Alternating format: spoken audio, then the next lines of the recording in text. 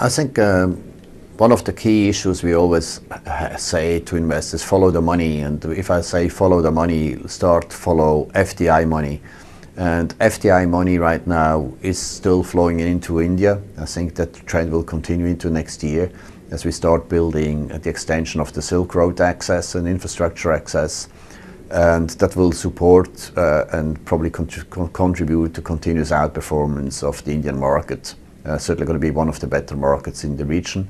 The other thing, which is things quite favorable, it's a closed economy to a large extent. It's not affected by international money flow outside the FDI in a big extent.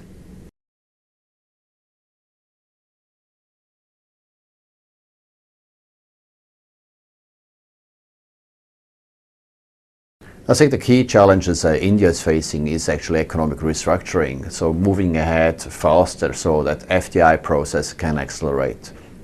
So if you, instead of having 18 months duration basically to get an approval, shortening it down to 3 to 6 months, basically unlocking a lot of these hurdles. And I think that's the key challenge India's been tackling now for years. And at the moment, the momentum mood which is being established with Mr. Modi shows some signs of improvement, but I think that trend has to accelerate in order to keep a pace and abreast and see an acceleration of inflow coming into the country.